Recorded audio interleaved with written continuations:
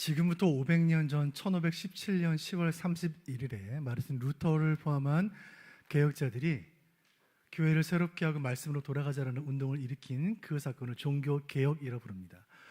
그 이후로 500년이 지난 지금 개신교의 모든 교회들이 이날을 종교개혁 기념주일로 지킵니다. 오늘이 바로 그날입니다. 이날을 보내면서 오직 성경, 오직 은혜, 오직 믿음의 신앙의 원리를 회복하여 말씀 위에 든든히 선 교회, 말씀 위에 견고히 선 신앙인들 모두가 되시기를 주님의 이름으로 축원드립니다.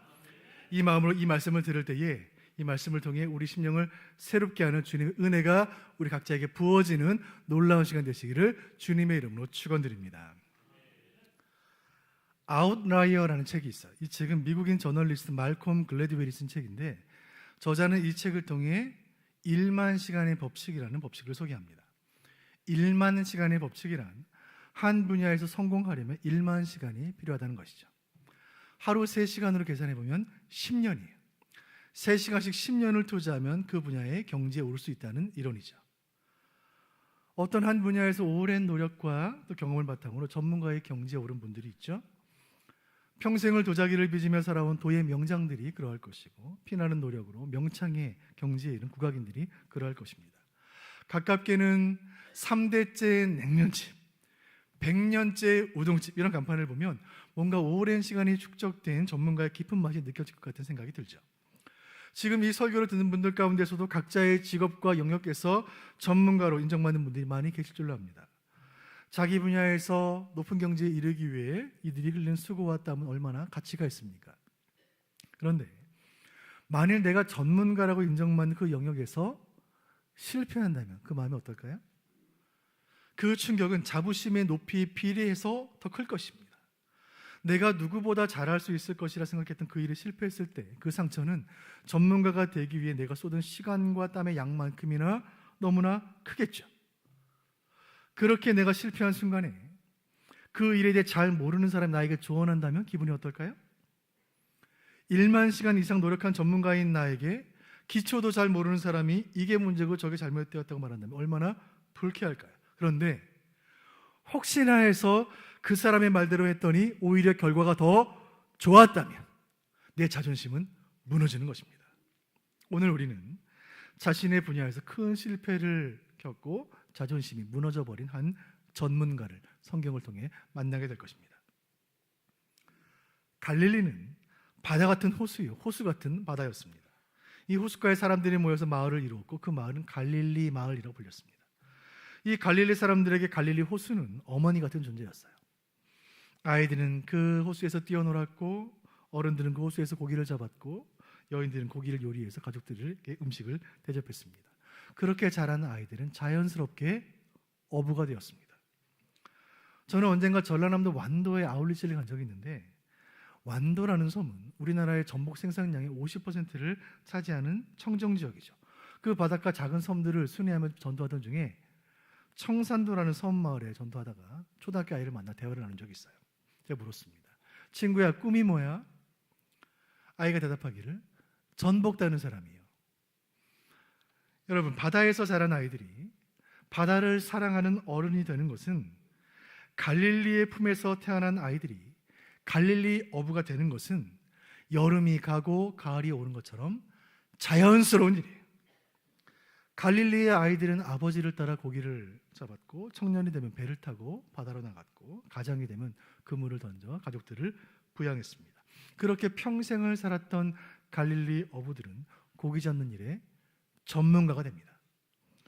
1만 시간이면 전문가가 될 수 있다는 이론을 그들은 몰랐지만 그들이야말로 전문가 중에 전문가가 아니겠습니까? 시몬 베드로는 그 어부 중에 한 사람이었어요.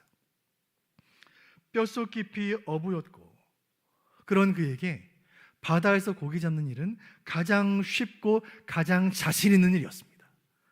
적어도 오늘 이 사건이 있기 전까지는 그랬습니다. 오늘 갈릴리 출신의 어부 베드로는 자신이 평생 해왔던 전문 분야에서 큰 실패를 겪게 됩니다.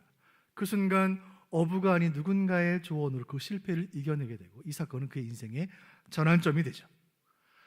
바다에서 잔뼈가 굵은 베테랑 어부의 자존심을 무너뜨린 그 사람은 과연 누구이며 그 호숫가에서 무슨 일이 있었는지 누가복음 5장을 통해 함께 살펴보기를 원해요. 이를 통해 오늘 나와 우리 교회를 향해 주시는 성령의 음성을 함께 들을 수 있기를 바랍니다.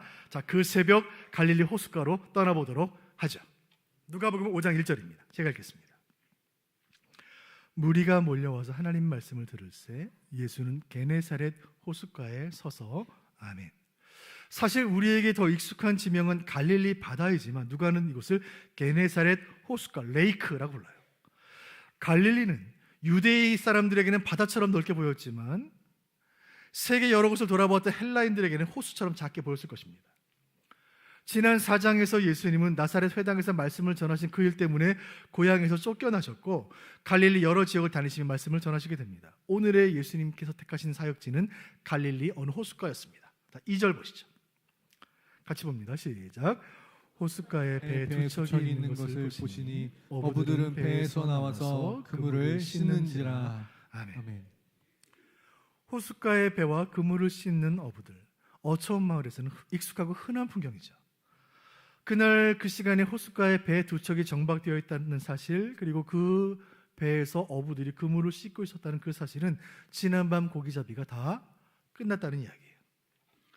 어부들은 치열한 전쟁을 끝내고 무기를 정리하는 군사들과 같았고 그 풍경은 갈릴리의 치열하고도 생생한 삶의 현장이었습니다. 이제 어부들은 그물과 배를 정리하고 고단한 몸을 쉬기 위해 집으로 돌아갈 생각이었습니다. 그런데 그 생각은 뜻대로 되지 않아요. 뜻밖의 상황을 만나게 됩니다. 3절 제가 읽습니다. 예수께서 한 배에 오르시니 그 배는 시몬의 배라. 육지에서 조금 떼기를 청하시고 앉으사 배에서 무리를 가르치시더니 아멘. 그 두 배 중에 한 배에 예수님이 오르신 것이고 그 배는 시몬의 배였어요. 베드로의 배였습니다. 예수님은 베드로에게 다시 바다로 나갈 것을 부탁하셨어요. 고기를 잡으시려는 것이 아니라 설교 강단으로 쓰시기 위함이었습니다. 갈릴리 호수는 얕은 경사를 이루는데 물에서 산지로 이어지는 지형입니다. 그렇게 자연스러운 극장식 계단 구조가 이루어지면서 자연적으로 음향 효과를 냈습니다. 때문에 배를 타고 호수 쪽에서 산 쪽을 바라보면서 등에서 불어오는 바람을 등지고 말씀을 전하면 그 설교하는 소리가, 그 목소리가 바람을 타고 경사를 오르면서 뭇가에 있는 청중들에게 또렷이 들릴 수가 있었죠.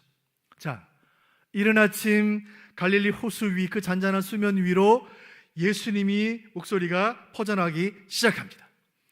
그렇게 시간이 흘렀고 설교가 끝나요. 그리고 진짜 가르침은 지금부터 시작입니다. 예수님은 배에 타고 있던 베드로에게 이렇게 말합니다. 4절 말씀 제가 읽어드립니다. 말씀을 마치시고 시몬에게 이르시되 깊은 데로 가서 그물을 내려 고기를 잡으라. 아멘. 베드로는 당황했습니다. 예수님의 요청 때문에 배를 타고 다시 나오기는 했지만 너무나 피곤하고 지쳐있었기 때문이에요. 이제 고기잡이는 포기한 채 집으로 돌아가려는 생각뿐이었습니다. 그런데 다시 그물을 던지라니 이게 무슨 말씀인가? 사랑하는 성도 여러분, 오늘 이 말씀 가운데 오늘 설교의 첫 번째 교훈이 있습니다. 우리가 포기할 때 주님이 일하세요. 지난밤은 베드로에게 악몽 같았어요. 평생에 이런 날이 없었습니다. 밤새 그물을 던졌지만 빈 그물뿐인 거예요. 베드로는 꽤나 실력 있는 어부로 알려져 있었어요. 그에게 갈릴리는 성공이요, 성취요, 승리요, 자존심이요, 인생의 모든 것이었어요. 그 갈릴리에서 뼈아픈 실패를 경험했으니 그의 경험, 그의 전문성, 그 평생에 이룬 모든 명예가 다 무너지는 이 느낌은 너무나 견디기가 힘들었습니다. 그렇게 고통스러운 밤이 지나고 아무런 소득 없이 새벽을 맞이했을 때 베드로의 영혼과 육체는 이미 만신창이가 되어 있었습니다. 베드로는 이렇게 말해요. 5절 상반절 제가 읽습니다. 우리들이 밤이 새도록 수고하였을 때 잡은 것이 없지만은 아멘. 여러분 밤을 새워본 경험이 있으신가요? 저는 학창시절에 시험 기간에 벼락치기 하느라 독서실에서 밤을 새웠던 기억들이 지금도 생생합니다. 어른 되면 밤샐 일이 없을 줄 알았는데 사회생활은 더 치열하죠. 남들 다 퇴근한 사무실에서 밤늦게 야근을 하거나 중요한 행사를 앞두고 밤늦도록 준비하느라 며칠째 밤을 새우신 적 있을 줄로 알아요? 아니면 내일 아침에 인생의 중요한 결정을 내려야 하는데 계약서에 서명을 해야 하는데 그 결정을 내리지 못해 잠들지 못하고 뒤척이며 고민하며 기도해 보신 적이 있으실 것입니다. 그렇게 밤을 새우고 새벽 미명이 밝아올 때 그래도 밤새 준비한 그 행사 준비가 잘 진행이 되고 그래도 밤새 밀린 업무가 잘 해결이 되고 밤새 기도하고 고민한 마음에 확신이 서고 그래서 밤을 새운 보람이 있을 때 떠오르는 태양을 바라보며 가슴 뿌듯한 성취감을 느끼는 것입니다. 그런데 밤늦도록 고민하고 잠 못 들며 수고한 결과가 아무것도 없다면 그때 맞이하는 새벽은 너무나 허망한 것이죠. 하룻밤이 아니라 수개월 동안 밤잠 설치며 준비한 일이 물거품이 되어버리거나 수년 동안 마음 졸이며 틀어진 관계를 회복하려고 노력했던 그 모든 수고가 허사가 되어버리거나 수개월 동안 마음에 품고 부활절부터 기도했던 영혼이 여전히 교회를 향해 마음을 열리지 않을 때, 내 인생 돌아보니 아무것도 없는 것 같을 때, 그때 밝아오는 새벽은 차라리 고통인 거예요. 5장 4절 제가 읽어드립니다. 말씀을 마치시고 시몬에게 이르시되 깊은 데로 가서 그물을 내려 고기를 잡으라. 그 순간에 예수님이 이 말씀을 하시는 거예요. 여기에 깊은 데라는 말씀이 있는데, 이 말이 헬라어 바토스를 번역한 말인데, 바토스라는 말은 깊다라는 의미이지만 이 당시 고대 헬라어 문헌들을 살펴보면 여러 의미로 쓰입니다. 이 단어는 위대하다, 신비스럽다, 불가사의하다라는 말로 번역이 가능해요. 사도 바울이 같은 단어를 로마서에서 이런 용례로 사용하는데, 로마서 11장 33절 상반절 제가 읽어드립니다.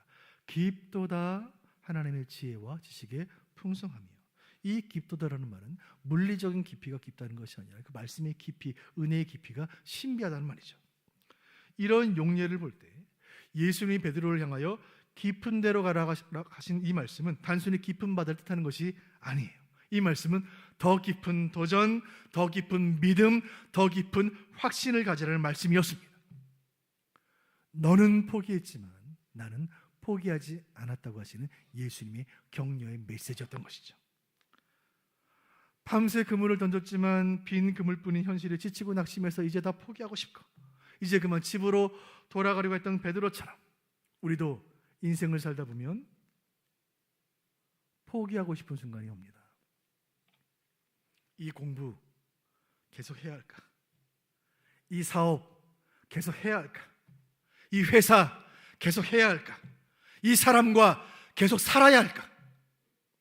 특별히 내가 잘하는 분야, 내가 익숙한 분야, 남보다 더 노력하고 공부해서 전문가라고 인정받는 그 분야에서 실패할 때 포기하고 싶은 마음은 더 강해지죠. 시시각각 변하는 세상 가운데 내 경험이 무용지물이 된 것 같고 이제 내 지식이 소용이 없나? 이제 나도 물러날 때가 되었나?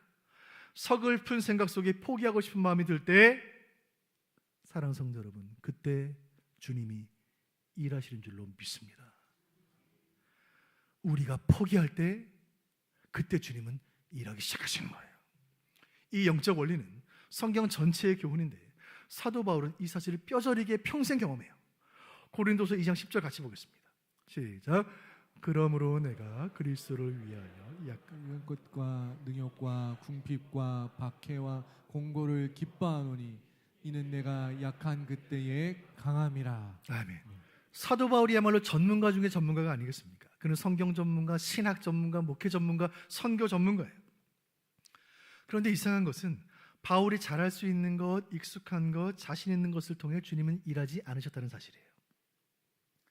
바울이 안 해본 것, 잘 모르는 것, 낯선 나라, 낯선 문화, 낯선 사람들 속에서 사역할 때, 그래서 내 지식과 경험이 아무 소용이 없어서 오직 주님의 도우심과 은혜만을 구하며 주님 말 앞에 납작 엎드릴 때, 그때 주님이 역사하신 줄로 믿으시길 바랍니다.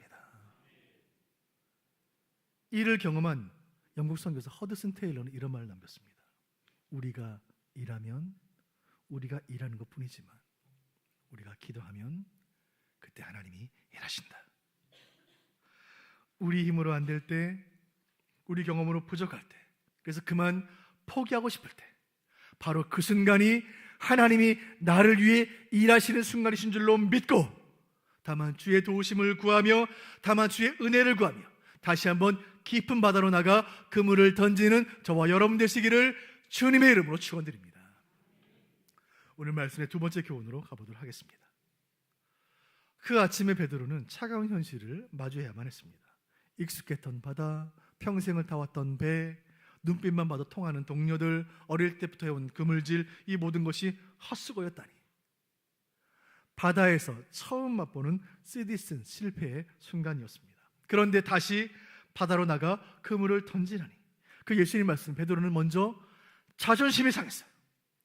아니, 바다라면, 고기라면 내가 전문가가 아닙니까? 저분은 목수가 아니신가? 이 말씀은 선을 넘는 말씀이 아니신가? 지금 예수님 말씀 몇 가지 이유에서 분명히 말이 안 되는 말씀이었어요. 첫째, 지금은, 이 아침은 고기 잡는 시간이 아니에요. 고기 잡기 좋은 시간은 밤이에요. 물고기는 낮에는 햇빛을 피해 수면 아래로 깊이 내려갔다가 밤이 되면 먹이를 찾아 수면 위로 올라와요.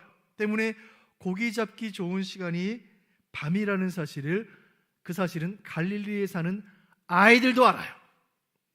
그런데 밤은 이미 지났고 아침이 된 지금 이 시간에 그물을 던지는 바보 어부는 없어요. 또 하나, 베드로와 그 동료들은 너무나 지쳐 있었습니다.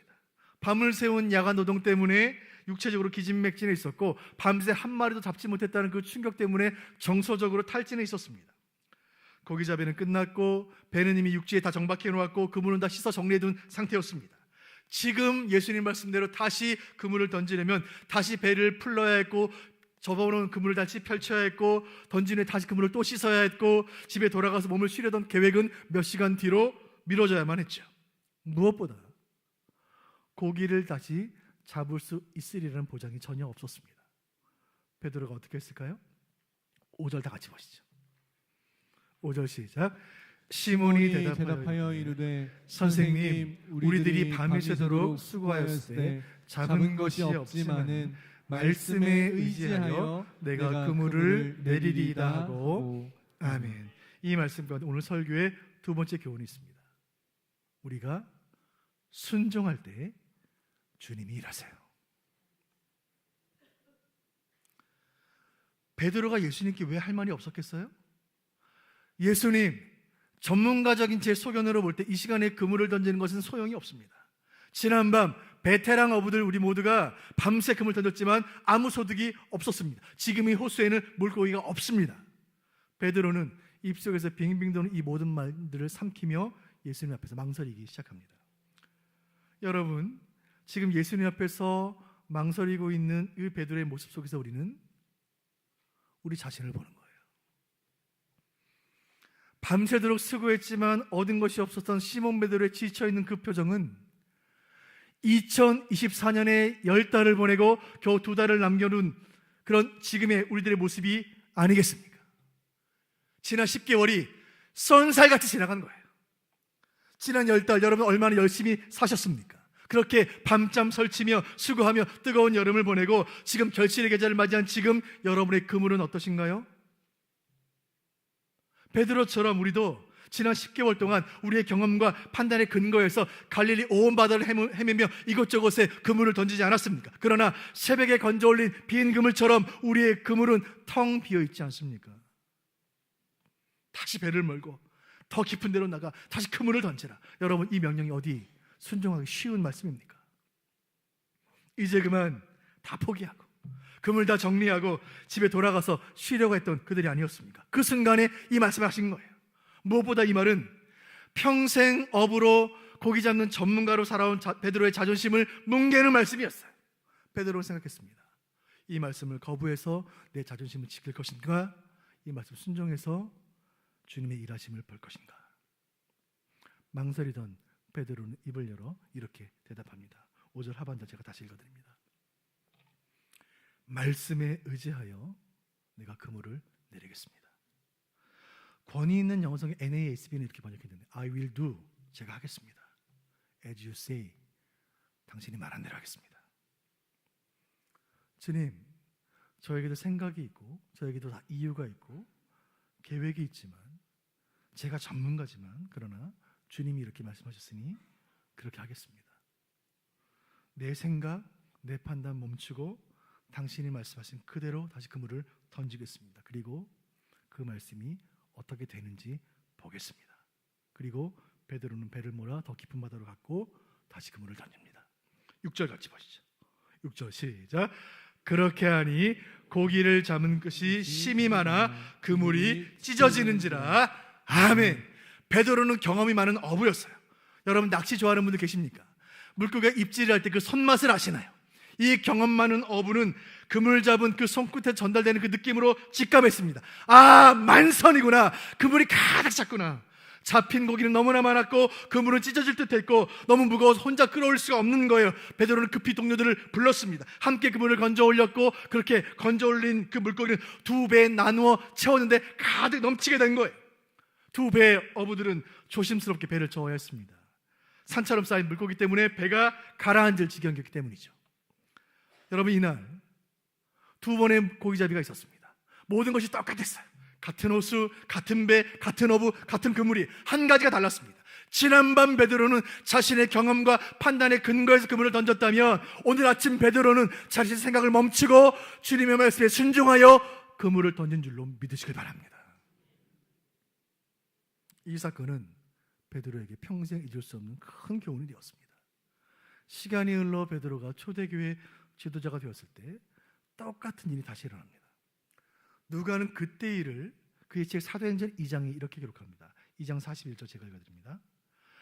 그 말을 받은 사람들은 세례를 받음에 이날의 신도의 수가 3,000이나 더하더라. 아멘.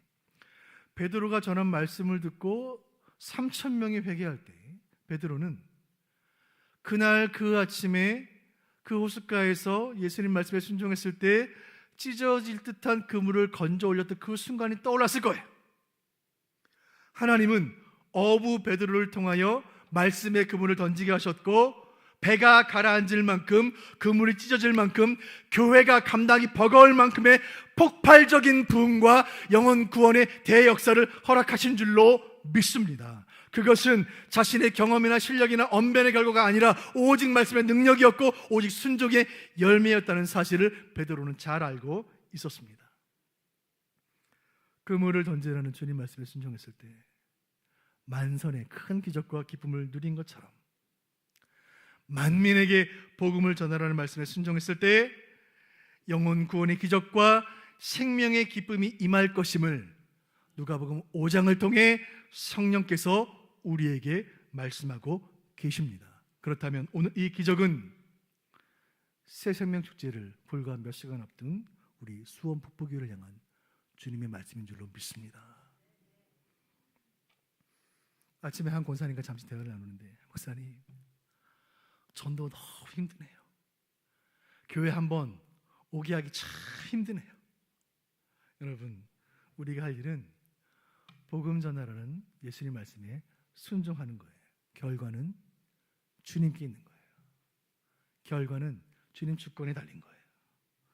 바라는 것은 이 믿음 위에 견고히 서서 오직 주의 말씀에 순종함으로 여러분 인생과 신앙의 여정에 만선의 큰 기쁨을 누리는 저와 여러분 되시기를 주님의 이름으로 축원드립니다. 세 번째 교훈을 향해 가보도록 하겠습니다. 그렇게 물고기를 가득 실은 배는 육지에 도착하게 됩니다. 호숫가에 있던 수많은 사람들과 어부들이 그 광경을 다 보며 놀라고 있을 때 베드로는 지금 일어난 이 일에 대해 곰곰이 생각해 보기 시작합니다. 고기잡이 전문가인 자신도 하지 못한 이 일을 어떻게 어부가 아닌 분이 해냈을까? 이분은 대체 누구신가? 베드로는 성령의 감동 가운데 지금 자신이 거룩한 메시아 앞에 하나님의 아들 앞에 있다는 사실을 깨달아요. 보통의 경우에 이런 기적이 일어나면 베드로가 예수님께 찬양의 고백을 드리고 내가 예수님 따르겠습니다라고 하는 것이 보통일 텐데 베드로는 전혀 예상 밖의 행동을 합니다. 5장 8절 같이 보시죠. 5장 8절 시작. 시몬 베드로가 이를 보고 예수의 무릎 아래에 엎드려 이르되 주여 나를 떠나소서 나는 죄인으로소이다 하니. 아멘. 먼저 베드로는 예수의 무릎 앞에 엎드립니다. 사람의 무릎 앞에 엎드릴 정도면 얼굴이 땅에 닿아야 돼요. 그 모습은 구약에서 하나님의 천사를 만난 사람들이 그 거룩함 앞에 몸이 굳어져서 얼굴을 땅에 대고 그 발 앞에 엎드리는 모습과 똑같은 모습이에요. 여호와의 군대 장관을 만났던 여호수아가 그랬고 하나님의 천사를 만났던 삼손의 아버지 마누아가 그랬습니다. 이 베드로의 반응은, 예수의 무릎 앞에 엎드리는 반응은 하나님을 만난 사람의 반응이에요. 베드로는 예수님에게서 하나님의 권세를 보았고 하나님의 능력을 보았고 하나님의 영광을 보았습니다. 그리고 그 거룩한 영광의 빛 앞에서 자신의 죄와 연약한 실존이 보이기 시작한 거예요. 성공을 위해 인정받기 위해 쉼없이 그물을 던지며 살아온 인생이건만 이 새벽 내가 건져 올린 것은 빈 그물뿐이구나, 나는 아무것도 아닌 존재구나, 그런 나를 예수님 찾아오셨구나, 주님이 내 인생의 배에 오르셨구나, 이분은 거룩하신 하나님이시구나, 오 주님 나를 따라서서. 여기에 오늘 말씀을 통한 세 번째 교훈이 있습니다. 우리가 고백할 때 주님이 일하세요. 본문을 자세히 다시 읽어보시면 베드로가 예수님을 부르는 호칭이 달라지고 있다는 사실을 알게 됩니다. 5절 상반절 보시면 이렇게 되어 있습니다. 시몬이 대답하여 이르되 선생님, 마스터, 전문가, 성경 가르치는 전문가라는 뜻이에요. 이렇게 부르지만 기적 이후에 8절 상반절 보시면 이렇게 부릅니다. 예수의 무릎 앞에 엎드려 이르되 주여, 롤드. 예수님이 배에 오르시기 전에 베드로에게 예수님은 성경을 가르치는 선생들 중에 한 분이셨습니다. 그러나 지금 베드로에게 예수님은 영혼의 구주요 삶의 주인이 되신 거예요. 베드로는 엎드린 채로 외칩니다. 주님, 나를 떠나십시오. 주님, 저는 제가 이 바다의 전문가인 줄 알았습니다. 제가 최고의 어부인 줄로 알았습니다. 내 인생의 주인은 나요, 인생의 성공도 영광도 승리도 나를 위한 것이라 생각하며 오늘까지 살았습니다. 그러나 이 아침에 빈 그물을 통해 저는 깨달았습니다. 내 인생의 주인이 내가 아님을 저는 깨달았습니다. 내가 할 수 없는 그 일을 하게 하시는 분, 내 텅 빈 배에 만선의 큰 기쁨을 주시는 분, 바로 주님이 나의 모든 것 되심을 저는 이제 깨달았습니다. 저는 교만한 죄인이오니 주여 나를 떠나소서. 베드로의 이 고백은 하나님의 보좌를 환상적으로 보았던 이사야의 고백과 너무나 닮았습니다. 이사야의 고백 제가 읽어드립니다. 이사야 6장 5절입니다. 화로다 나여 망하게 되었도다. 나는 입술이 부정한 사람이요 입술이 부정한 백성 중에 거주하면서 만군의 여호와이신 왕을 배웠음이로다. 선지자가 이 고백을 드렸을 때 하늘의 천사가 이사야의 입술을 정결케 했고, 이사야는 시대를 살린 하나님의 메신저로, 선지자로, 설교자로 쓰임 받았습니다. 여러분, 우리가 주님 앞에서 내 죄를 고백하고 내 연약함을 고백하고 내 실패를 고백할 때, 그때 주님이 일하시는 줄로 믿습니다. 주님 발 앞에 엎드려, 주님, 저는 죄인입니다. 저는 주님 곁에 있을 사람이 아닙니다. 주님 떠나가십시오. 이렇게 고백했던 베드로에게 주님 이런 말씀 주세요. 10절 하반절 제가 읽습니다. 예수께서 시몬에게 이르시되 무사하지 마라, 걱정하지 마라, 염려하지 마라. 지금부터 너는 사람을 취하리라. 이 똑같은 말씀을 마태복음, 마가복음이 기록하고 있는데 마태복음, 마가복음은 좀 더 쉽게 이렇게 표현했습니다. 내가 너로 사람을 낚는 어부가 되게 하리라. 평생을 어부로 살았던 베드로에게 이보다 더 쉬운 말씀이 어디 있어요? 예수님이 이렇게 말씀하시는 거예요. 베드로야, 너의 경험과 지식을 포기하고 욕망과 성취 다 내려놓고 겸손히 순종할 때 갈릴리 바다에서 고기를 잡아 올리던 너는 세상의 바다에서 영혼들을 건져내는 사람이 될 것이다. 방금 네가 경험한 그대로 그물이 찢어질 만큼 수많은 영혼들을 살려내는 존귀한 인생이 될 것이다. 베드로는 그 말에 순종했고 그날로부터 배를 버리고 잡은 고기 다 버리고 예수를 따릅니다. 옆에 배에 있던 야고보와 요한도 함께 예수를 따르게 되죠. 베드로, 야고보, 요한, 이 세 명의 갈릴리 어부들은 예수님께 가장 사랑받는 제자가 되었고 초대교회 지둥 같은 지도자로서 수많은 영혼들을 건져내는 영혼의 어부로 평생을 쓰임받게 되었습니다. 그물이 찢어질 듯한, 배가 가라앉을 만한 많은 물고기를 잡았던 그 어부로서의 최고의 성공의 순간에 그 모든 것을 버리고 그들이 예수를 따를 수 있었던 것은 더 가치 있고 더 영원한 것을 발견했기 때문입니다. 우리가 그리스도인이고 성도고 제자라고 말할 때 그것은 우리가 더 영원하고 더 가치 있는 것을 발견했다는 의미예요. 그렇다면 여러분, 성도 여러분, 여러분은 예수를 따르기 위해 무엇을 버렸습니까? 바라기는 이 말씀 듣는 우리 모두는 주님 앞에서 우리 연약함과 죄를 인정하는 겸손한 고백으로 그리스도의 능력을 덧입는 인생이 되어 온전히 주님을 따르는 예수의 참된 제자들 모두가 되시기를 주님의 이름으로 축원드립니다. 말씀을 맺으려고 합니다. 여러분, 바다에 가보셨습니까? 바다에는 얕은 물이 있고 깊은 물이 있어요. 얕은 곳은 쉽게 평범하게 늘 하던 대로 내 수준에 맞게 내 환경에 맞게 하는 그런 삶을 말해요. 깊은 곳은 그동안 해왔던 것보다 더 큰 위험을 감수해야 하는 더 큰 도전, 더 큰 모험을 말합니다. 예수님 베드로에게 더 깊은 바다로 갈 것을 명하셨고, 예수님 그 말씀에 베드로는 그 말씀에 순종했고, 그래서 그 깊은 바다에서 평생 한 번도 경험해보지 못한 큰 부흥과 은혜와 영광을 누리게 되었습니다. 이러한 은혜가 저와 여러분에게 있기를 주님의 이름으로 축원드립니다. 이 설교를 통해 주님 우리에게 이렇게 말씀하십니다. 더 깊은 곳에 그물을 던지라. 얕은 바다는 안전합니다. 그러나 얕은 바다에서는 역사가 일어나지 않아요. 얕은 바다에는 고래가 살지 않아요. 예수님은 깊은 물속에 있는 물고기들을 얕은 물가로 불러낼 수 있었지만 그렇게 하지 않으셨어요. 베드로에게 깊은 바다로 가라고 명하셨고, 거기서 그물을 내리라고 말씀하십니다. 2024년 이제 다음 주부터 11월이 시작되고 2달 남았는데, 사랑하는 성도 여러분, 더 깊은 곳으로 가서 다시 그물을 던지시기를 주님의 이름으로 축원드립니다.